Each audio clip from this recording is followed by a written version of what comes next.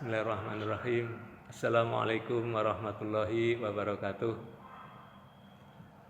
Innal hamdalillah nahmaduhu wa nasta'inuhu wa nastaghfiruh wa na'udzu billahi min shururi anfusina wa min sayyiati a'malina.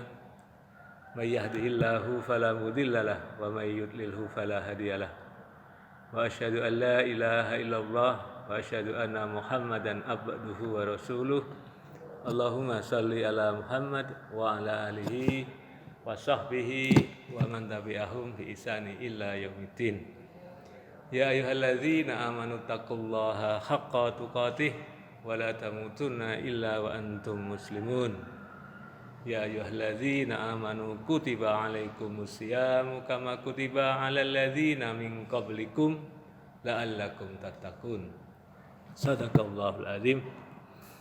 Para pemirsa rahimakumullah, marilah kita bersama-sama meningkatkan rasa syukur kita kehadirat Allah Subhanahu wa taala dengan syukur yang sebenar-benarnya syukur, dengan syukur yang menyadarkan kita bahwa segala sesuatu yang kita punya ini, mulai dari harta benda, keluarga, sampai ke kehidupan kita sendiri, itu semua adalah milik Allah Subhanahu wa ta'ala. Sehingga kita akan merasa malu apabila kita tidak menjalankan perintah dan tidak menjauhi larangan. Jadi syukur ini sangat erat hubungannya dengan ketakwaan kita. Ma'asyiral muslimin wal muslimat, para pemirsa rahimakumullah. Pada kesempatan kali ini saya akan melanjutkan pada pertemuan yang pertama adalah masalah tauhid. Apabila kita sudah paham tentang tauhid, yaitu ada 3 macam tauhid di dalam agama kita, yaitu yang pertama rububiyah, asma wa sifat, kemudian uluhiyah, yang ketiga-tiganya ini harus kita pahami dan harus kita jalankan. Tidak boleh kita ini harus hanya rububiyah dan asma wa sifat, tapi uluhiyahnya juga kita harus kerjakan. Jadi kalau itu sudah kita pahami, sekarang tinggal kita menjalankan, memahami tentang tujuan ibadah. Jadi Allah itu memberikan kepada kita beban-beban ibadah ini sebetulnya bukan sebagai beban, tapi tujuan Allah Subhanahu wa ta'ala menyuruh manusia beribadah hanya semata-mata agar kita bertakwa kepada Allah Subhanahu wa ta'ala. Kita tahu bahwa kelebihan orang bertakwa adalah sangat luar biasa. Setelah kita paham apa tauhid itu, kemudian kita menjalankan ibadah-ibadah yang tujuannya menjadikan kita menjadi orang yang bertakwa, sebagai orang yang beriman, hamba Allah, maka kita akan mendapat jaminan kebahagiaan dan kemuliaan di dunia dan di akhirat. Para pemirsa rahimakumullah, masalah tauhid sebetulnya sangat luas. Jadi kalau kita sudah pahami itu, kemudian tujuan ibadah, kemudian bagaimana kita akan mendapat jaminan dari Allah, apakah semudah itu kita akan menjalankan? Kita tentu ingat bahwa dalam kita menjalankan ibadah ini ada semacam hambatan yang pernah kita singgung kemarin, bahwa hambatan tersebut datangnya dari iblis laknatullah, di mana pada saat iblis disuruh sujud kepada Adam dia menolak, kemudian Allah melaknatnya, dan iblis berjanji akan menyesatkan manusia. Dan inilah yang menjadikan kita harus waspada terhadap janji-janji iblis. Jadi kalau kita lihat ujian bagi orang-orang yang beriman, karena orang beriman itu tadi mendapatkan kemuliaan di dunia dan akhirat, maka para ulama ini, yaitu salah satunya adalah sahabat Anas bin Malik, mengatakan bahwa orang mukmin itu akan mendapat 5 perkara yang berat untuk bisa menjalankan akidahnya. 5 perkara itu yang pertama adalah orang munafik itu sendiri.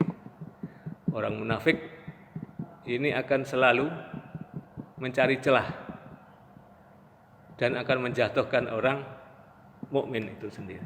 Dia akan bersama-sama dengan kita dalam segala kegiatan, tapi pada dasarnya orang munafik ini hanya mencari-cari kesalahan dan mencari celah supaya kita bisa dijatuhkannya.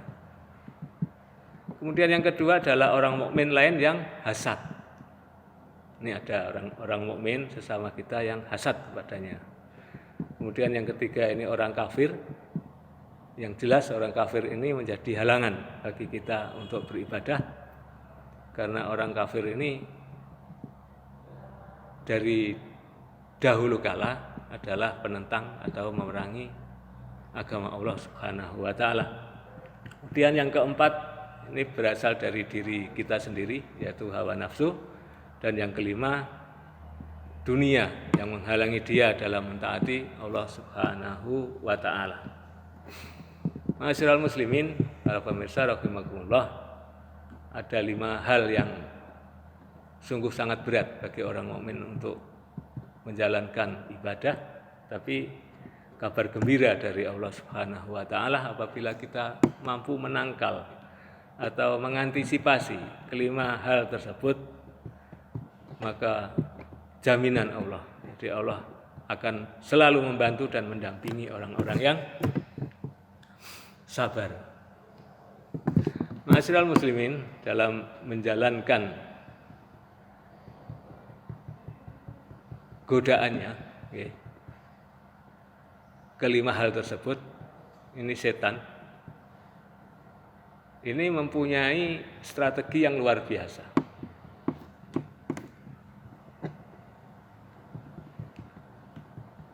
Dalam surat Al-Hijr ayat 39 sampai 40